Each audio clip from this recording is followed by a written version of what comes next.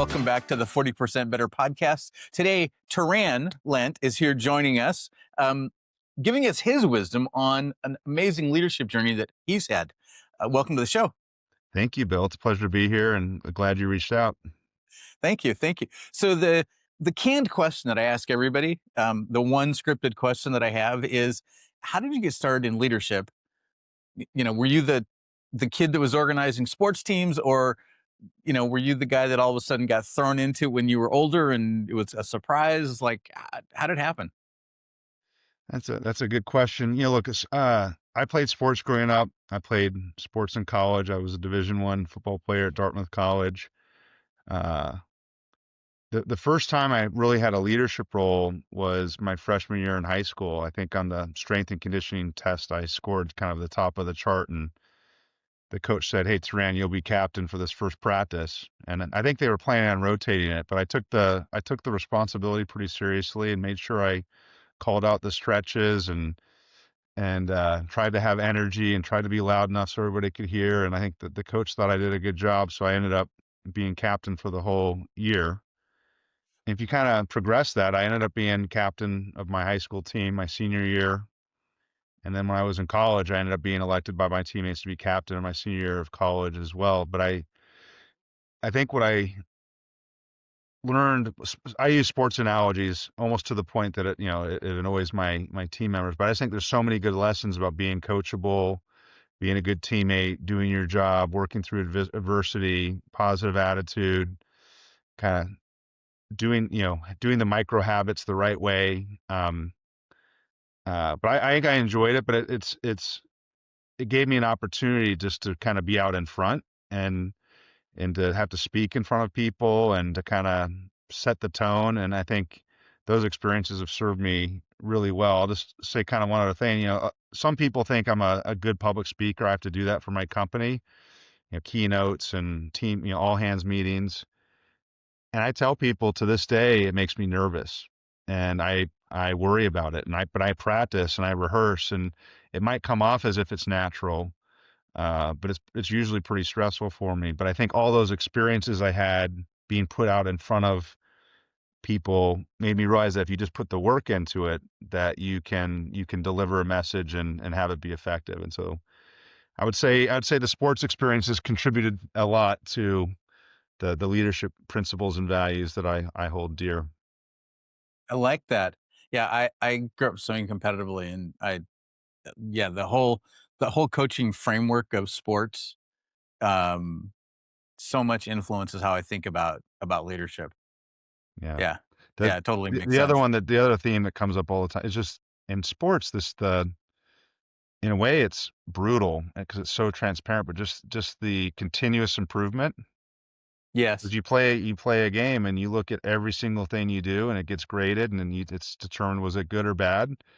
Uh, but what you learn really early is you want the coach to be yelling at you. You want to be coached because it means they care about you and they believe that you have potential. And you just Right. have to be willing to say, hey, what am I going to get better at today or this week? And if you kind of do that consistently, you cover a lot of ground over time. Right. Yeah, that's an interesting mental model. Way to look at the world is that you want that feedback loop because somebody cares about you, but also you get to provide performance for them.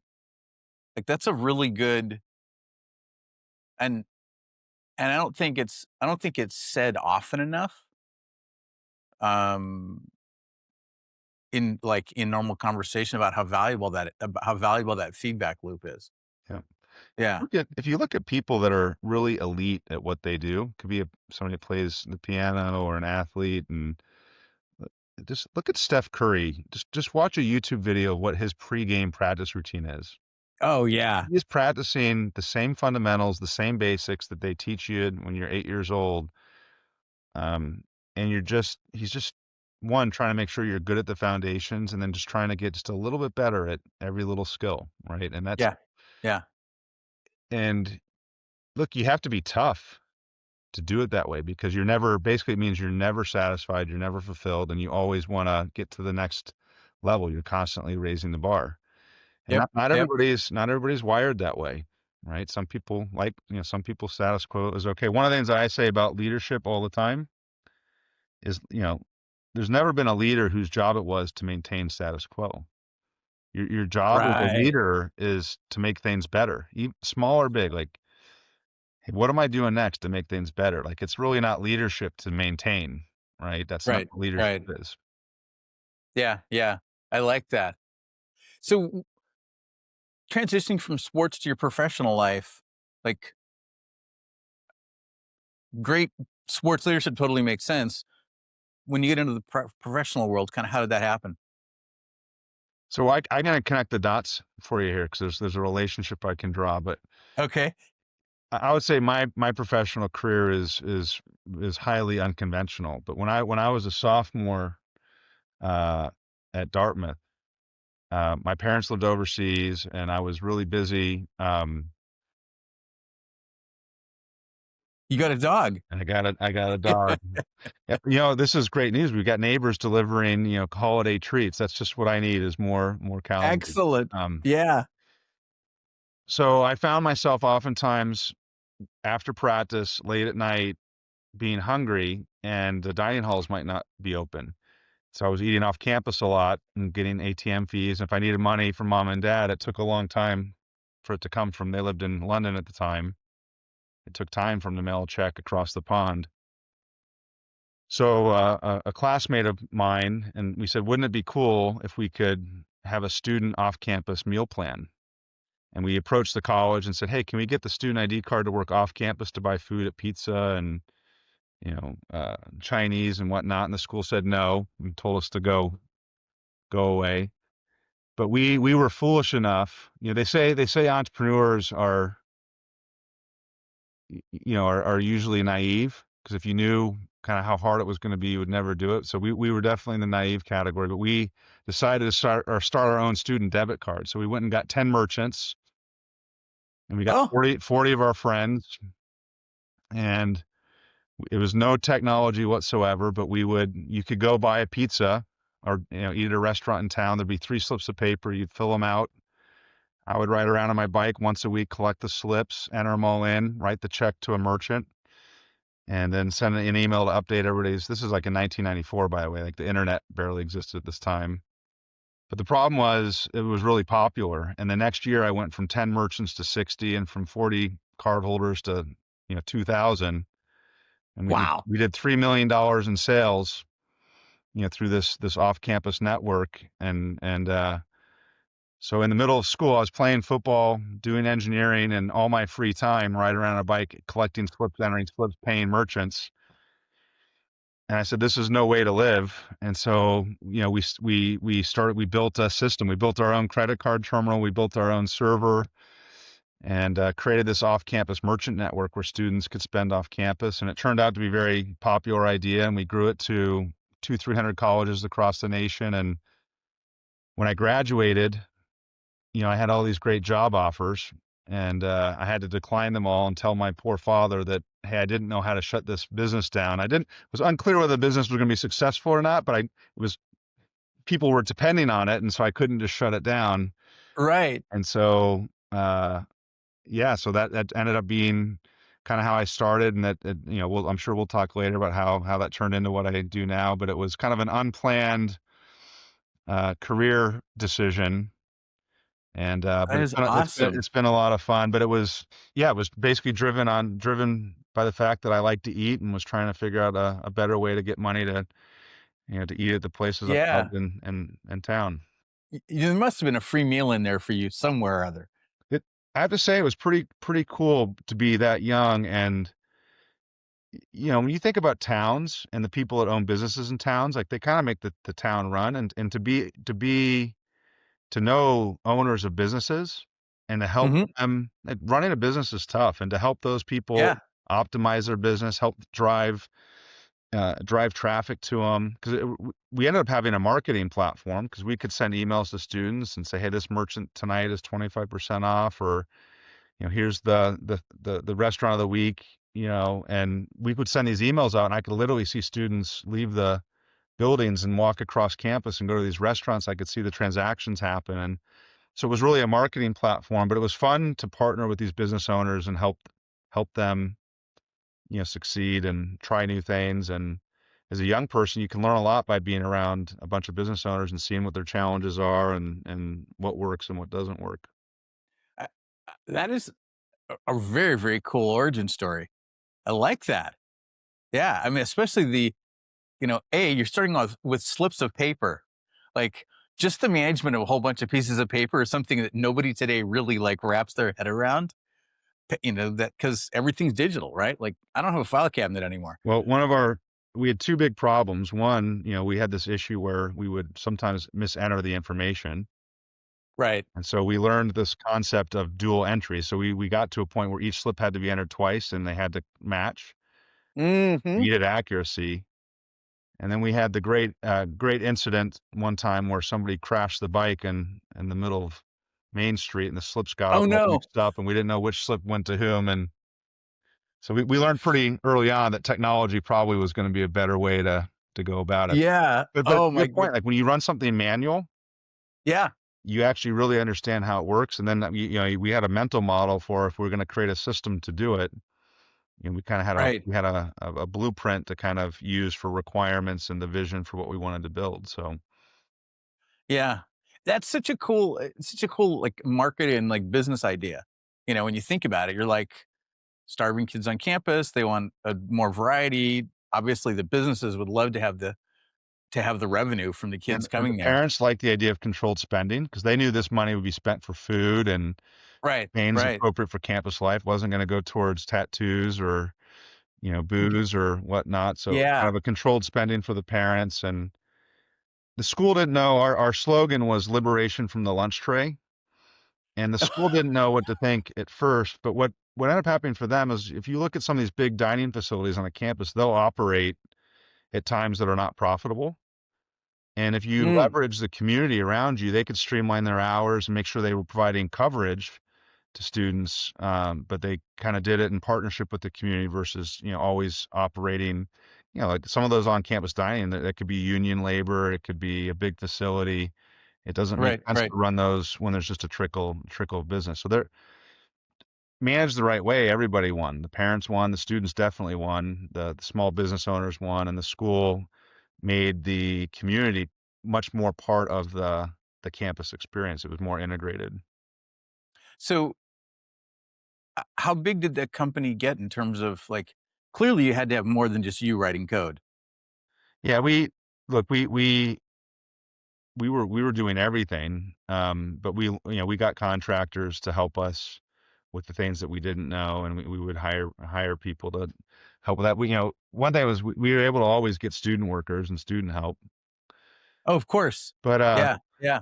yeah, we ended up selling that company to a company called Student Advantage, which was like a college media network company. That was an interesting experience. We joined that company, and this is one of these late 90s companies where I think we started with 20, 30 people, grew to 400 or 500 people. We went public.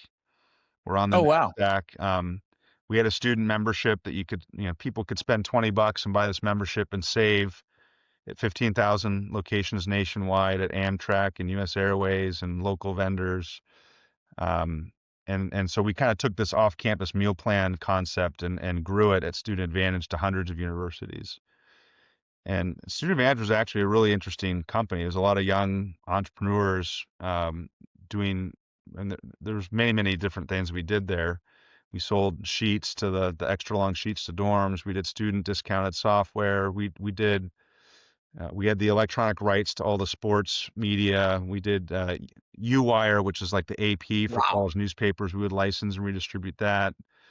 We had something called College Club, which was this idea that you put your profile online and share your profile with your friends. And really, it was Facebook before Uh, Facebook. And I was gonna say, that not, sounds a not, lot like Facebook. not, Yeah. not, not exactly sure, not exactly sure why that, what we did that wasn't quite as successful as Facebook. But anyway, that was a fun experience. But Student Advantage did kind of get caught up in the internet bubble at the end, and Mhm. and because it was probably overvalued based on its fundamentals. And when that happened, uh, I'd become friends with our COO at the time, a really interesting guy named Jay Summerall, actually Pat Summerall's son. And then the other thing Ah, interesting about Jay Summerall is his sister is Susie Wiles, Donald Trump's chief of staff, the first female chief of staff in U.S. history. oh wow. Yep. But Jay and I had this idea. We said, isn't it crazy that these schools run these card programs? Because the card on a campus gets you in and out of buildings. It's how you activate laundry, vending, copy. It's how you get eat. We said it's crazy. These they're buying really expensive technology and servers. They're deploying it on premise. They're taking people who don't really have the expertise to market these programs, to provide customer care, to manage the financial aspects of the programs. And we kind of had this idea like, well, if MasterCard and Visa can provide centralized services to many banks, why couldn't we create the same concept and create centralized services for many, colleges and universities? And this is back in 2003 now. We didn't really have the words cloud and hosted. Right, right. And but we didn't know it at the time, but our vision was basically to create a multi-tenant cloud payment processing platform for higher education. And we started a company, the two of us, and talked, went around New England and talked to a bunch of people and shared our idea. And most of them kicked us to the curb, but a few people thought our idea was good and believed in us. And so we invested in it and built it, and we launched it in 2004. And it turned out there was a big market for that because it was easy to deploy. Mm. See the cloud, the price was, was dramatic. The total cost of ownership was much lower. And we, over a 10-year period, we grew that to about 400 colleges nationwide. And uh, we sold that company in 2014 to Transact, which is really the company I'm with right now. So, Awesome. You know, as you're saying, I'm thinking, well, that in a lot of ways it sounds like PayPal or Stripe or something like that, but focused on a specific marketplace. Um, what makes colleges, universities different? so there's a couple of things. One, you have to realize a college community, a campus, is kind of like a little city. But what's Right. unique Yeah. about it is one, it's a closed environment. Two, you know most of your customers because they're enrolled, and so you know who these people are. Um, in the case of what makes these programs work is schools. I think it's just good to be cashless. Like a cashless campus is safe. You don't Mm. have vandalism. You don't have your students aren't targets. It's fast and convenient. For the school, they get a lot of data and insights so they can really understand their operations and in real time and service delivery and service utilization. And as the internet evolved, it made it really easy for the parents to play their role. So that if parents are buying a meal plan or adding more money to it, um, it's just obviously just kind of the convenience of cashless. And these programs too, it wasn't just money. It was money, but it was also how you got in and out of the dorm, how you got in and out of the library, the fitness center, the stadium. And so really these ID cards are the passport to life on campus. And the systems behind them are important because they're a system of record and they have to work all the time and they're supporting the operations. On a college campus, there's like an auxiliary service operation. So there's the faculty and the teaching and learning, but then there's the people that run parking and facilities and housing and bookstores and dining. And if you pay attention, there's just a lot of infrastructure that's required for a campus to be a place that people want to go live and learn for 4 years. I'm feeling like I need to learn a lot more right now about the infrastructure of both my son's schools Well, because they're my both in my college, and I'm like, I didn't, wouldn't, never really thought about all the technology under like beyond the how their grades and stuff get handled. I never thought about the other parts of it. That's interesting. my son's a senior in high school, so he's going through the process now, and I've already made the decision. You can only apply to schools that use my company's software. User So, Okay, so how many schools don't use your company's software? well, we have about an 80% market share, but we've grown beyond what I explained to you. So we now are the nation's leading payment processor. So we do bill presentment and we process tuition payments online. We provide all the commerce on campus, so all the point of sale, all the kiosks, all the mobile ordering.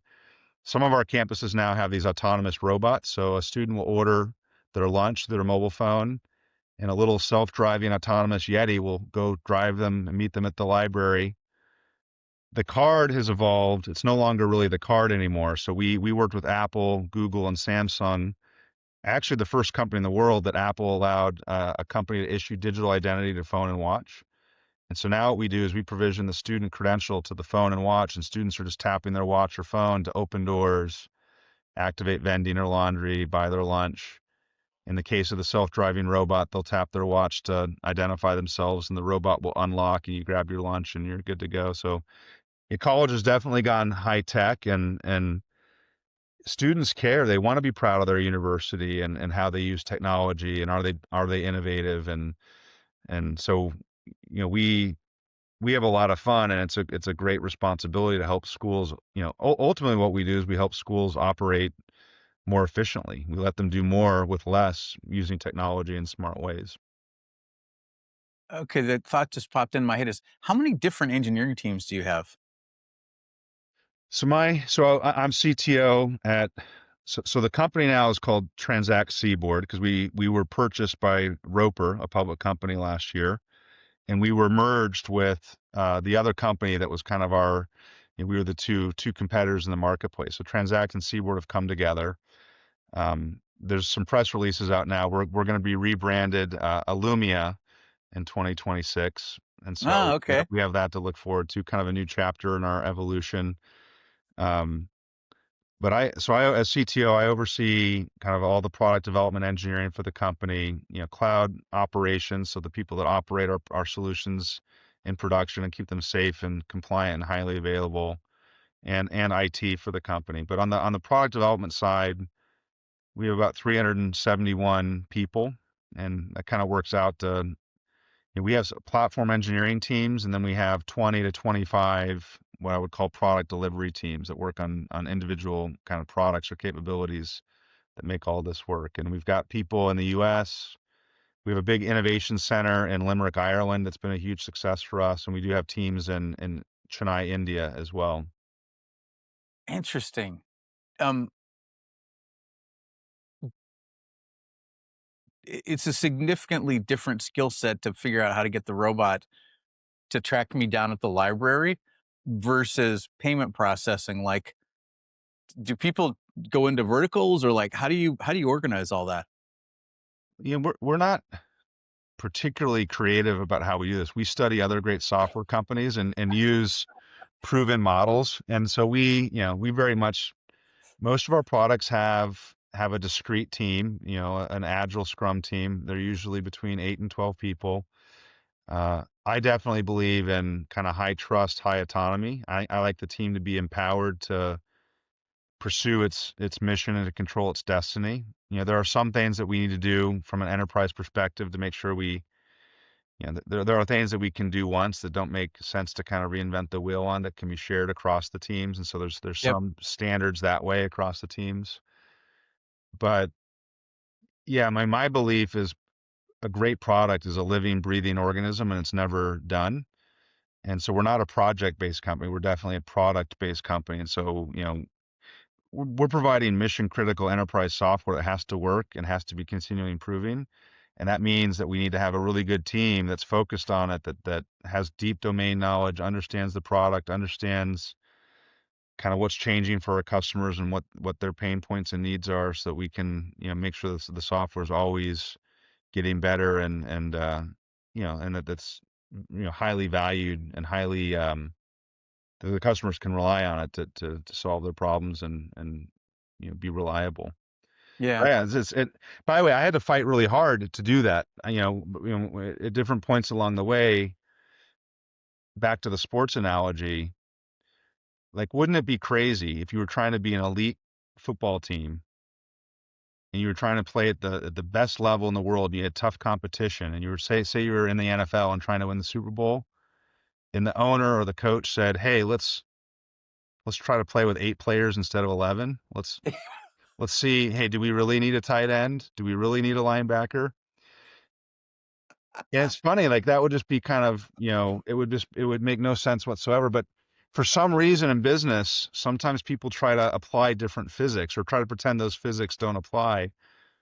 And so I have, my mentality has always been, I want to play to win.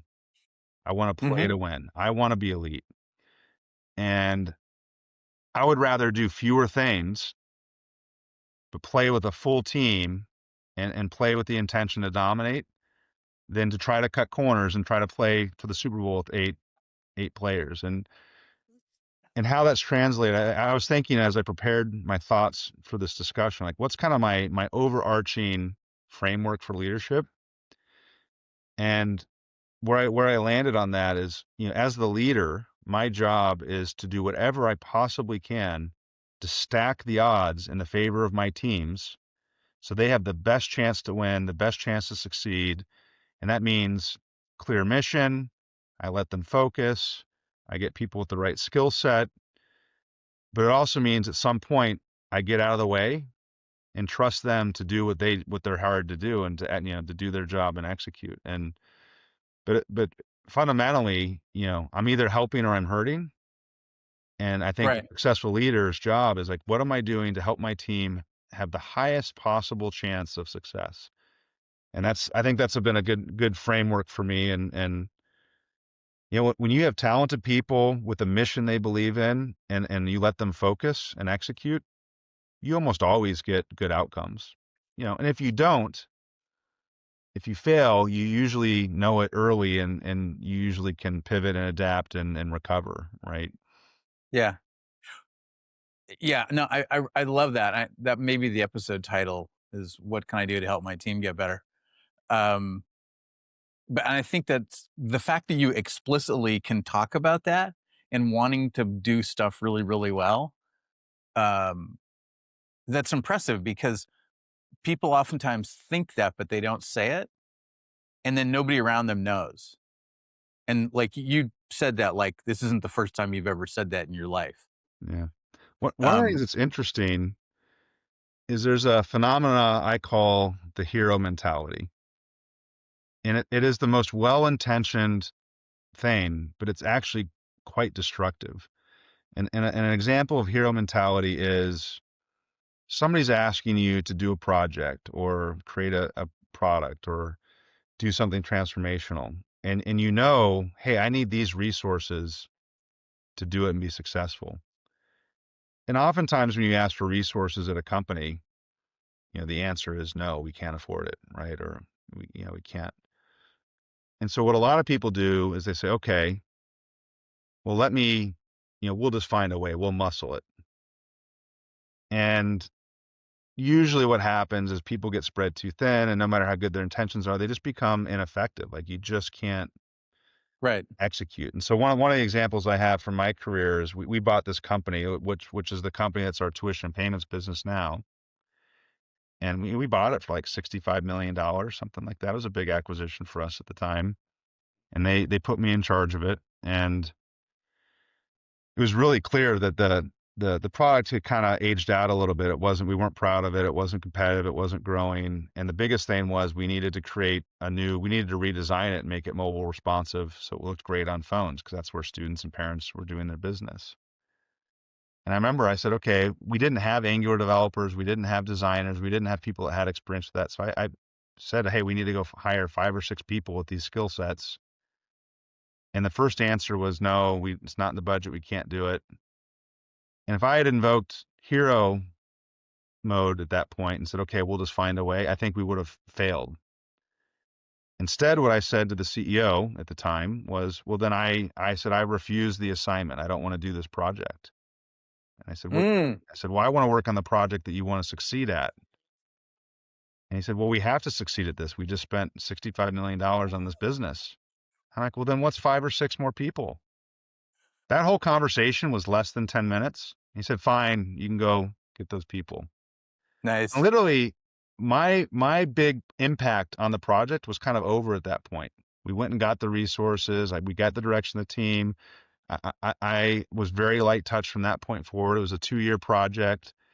And once we redesigned and put the product out there, it was way more competitive. We were proud of it. Our salespeople were excited to demo. That business started to grow at 14% year over year. That whole thing was won and lost in that 10-minute conversation. And if I had Right. not fought hard for that, I think the outcome of the project would have been totally different. But it was just, and so I tell people that story and say, hey, look, you can be really well intentioned, but you can still be part of the problem. You can be an enabler. If you allow certain dysfunctional things or bad decisions to occur and you don't fight the good fight. And all that said, at some point, like if it didn't go my way, I would disagree and commit, and then we would do the best we can. But like, I just think you got to have that moment of devil's advocacy and it's, I'm surprised how often you're successful if you can make a strong case and really defend it, that you can usually get the resources you need to do the project the right way. Yeah.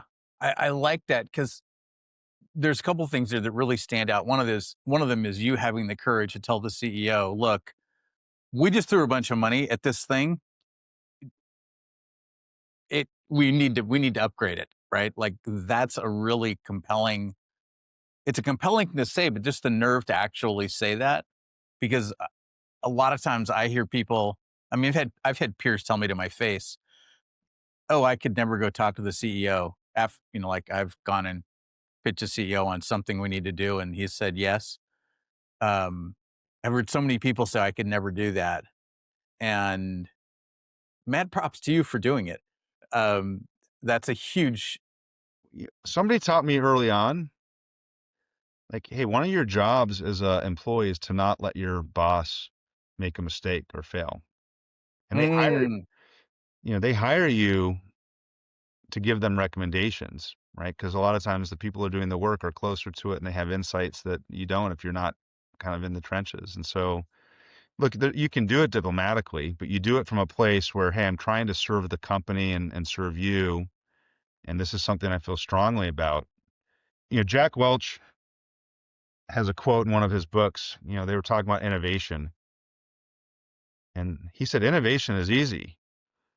And they said, well, most people think innovation is not easy. Why do you think it's easy? He said, if somebody comes to me with an idea and they pitch it to me, I tell them that's a terrible idea. Get out of my office. And he said, if that person comes back and pitches me the idea a second time, I tell them, I told you that's not a good idea. I'm not interested. Get out.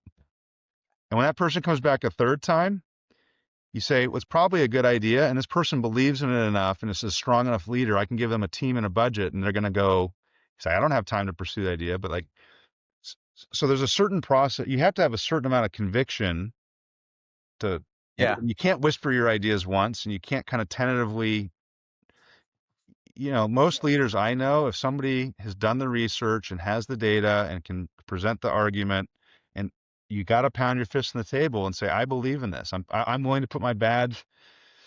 But yeah, I guess you have to really believe in the recommendation you're making, to have that sort of conviction. yeah, yeah, yeah. And I'm going to go on a limb and say you probably learned to have conviction playing football. It's fun when you're all together and it's you versus the world. Like that's a fun dynamic always. So I think it's good to have an enemy. And I think it's good to Hmm. have a mission that people believe in. I'm a big believer that great leaders explain the why. Why are we doing this? Why is this important? Yep. What does success mean for us and you? What does failure mean for us and you? Like, I think you have a responsibility to inspire people that, hey, there were 10 things we could have done. We're picking this one thing and we think this is where we want to place our bet for these reasons.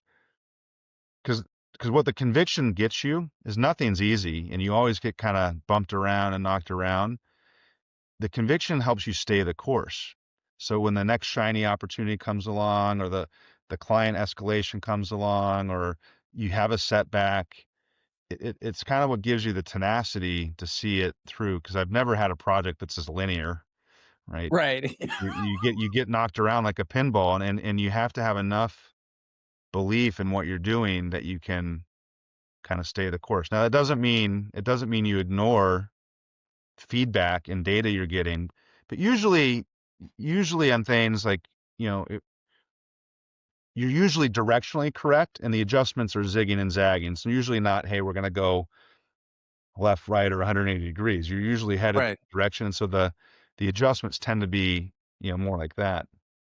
Um, but yeah, I think, to me, I think if you don't do the upfront homework, if you don't get customer validation or product market fit validation, if you don't let other people contribute to the idea and get ownership in it, Hmm. you don't let other people throw rocks at it and debate it, you don't get conviction. And so then you end up in a spot where the team can fracture and fall apart quickly when you get into tough times. I think Right. you have to get to a place where nobody's going to say, I told you so, or I had a better idea. One of my favorite leadership stories is the Sullenberger, plane landing in the Hudson. Hmm. Never listened to the cockpit recording. Those guys were so cool and collected, but when they got about 400 feet above the Hudson, it's quiet. And then Sullenberger says, still, even at that point, he goes, do you got any better ideas? He was still considering alternatives. And the first officer paused and said, nope, I got nothing. And then it's quiet and they land in the Hudson. And then the first thing you hear is the first officer says, well, that went better than I thought it was going to. I just, I love the fact that under like incredible pressure, that he was still soliciting input and feedback and ideas from the Yeah. other teammate. Yeah. And Yeah. so, I just think, and I think there's a fallacy in the world that because by the way, getting your conviction takes a lot of extra time. It takes a lot Right. of extra Right. time. And so it creates the illusion that you're going slow. Like, oh, because there's always this pressure. I got to get this done. I got to get this out. And doing all this research and doing all this validation and doing all this, debate seems like it's costing you time. But what it really does is once you make the decision to go, it lets you go really fast because everybody's in the boat and everybody believes and everybody's had a chance to contribute. And so there's this kind of this whole concept of, go slow to go fast. And Right. and people are really confused on that topic. Almost everything that I do in my engineering teams slows us down at first because I'm a big believer in unit test coverage, load testing, automated CI/CD release, accessibility, really going to the nth degree on security and compliance. All of it Hmm. take a lot of time up front, but then the foundation it gives you once you release your product, then you go fast Yeah. for 2 decades. Right. So you Right. can skip all that hard work and you could get something out in half the time, but then you might limp along forever. Right. Yeah. And so when Yeah. you talk about speed and velocity, you got to talk about it over what arc of time are you talking about, right? Right. Right. Yeah. Yeah. That's man, doing that foundational stuff is, I think it's so, it's so hard for so many people, and it's magic that you actually have the insight to go, it's like building a 10-story building, you know? You have to put the work in for the foundation. Otherwise, you're gonna get 3 stories and your building's gonna fall over. I think I got that from running my own businesses. And by the way, my businesses Yeah. typically we self-funded them. I didn't usually go out and raise money for the companies I built. And when it's your money or your family's money, you just think a little bit differently. You're just like, hey, how can I manage risk? How can I reduce it? What are all the things I can anticipate? And so and you just think a little bit differently and Yeah. Yeah. how you manage risk and all that. And so I think to me it comes very naturally, but it's just kind of rooted in have we thought of everything we could possibly think of so that and look, the other thing too for me is my definition of success always is it can you be high performing sustained over a long period of time. I personally have no interest in short term engineer. Yeah, I just care too much about my customers and my employees and my products to do something that might be an artificial boost in the short term that's going to have a long-term negative cost, right? I just, the people I respect, like when Right. I read books and study other business leaders, are people who build things that are sustainable with or without them and over a long arc of time. Because Yep. that to me is what excellence is. Like Yeah. creating some short-term win and then having it come at the cost of long term, is not something that I don't want to be associated with that. Well, clearly you're successful with that philosophical perspective. You're, yeah, Look, it's working for you. what I would say is I love what I do. I love the people that I work with. Um, look, I've had plenty of failures too. We could have a whole episode on all the things I've learned not to do. But I think if you can feel like you did work that mattered and that you Hmm. challenged, and if you feel like you're learning from people and they're learning from you, I think you can feel good. You can feel good about your career. I like that. I like that a lot. Yeah. Um, I'm looking at the clock. I think that's probably a great end note. You said something that actually had me think I need to get you to come back here. I would love to hear a whole bunch of failure stories from you sometime. Yeah, I've loved the conversation, and these things are kind of cathartic, I think, for both of us. Good. Yeah. Yeah. We're all Definitely. Yeah. busy, and sometimes Yeah. you don't these things make you reflect and think about, okay, what have I learned? I look, I still think I'm in my 20s and I'm at the very beginning of my career, and I can't wait to see where it goes. But so you look Yep. around, Yep. suddenly you're the oldest guy in the room. You said, how did this? Right. Yeah. I Yeah. do Oh, that's awesome. I do want to share just one point. I just want to share the best advice I ever got is great leaders define problems and they go to their smart people and say, I think you're smart. Can you go think about this problem and can you come back to me with a recommendation? Yep. It is so much better than trying to tell your people what you think the answer is. And Right. almost always, they come back to you with a creative idea that's two or three times better than whatever your idea was. And that's exactly why you have employees that are smart that you pay. And I didn't always work that way. I think sometimes individual contributors can tend to be micromanagers. And I went through a phase of my career where I didn't do that well. And Jay Summerall pulled me aside and said, I love you, but that's not going to work out good for you. He taught me that trick. And Ah, it's always great just to ask your people for a yeah. recommendation. Yeah. It means you have to define the problem, but that's my final tip in terms of people that are getting anything from this podcast. If Beautiful. you're not Thank you. doing that, give it a try. Yep. I love it. Thank you very much.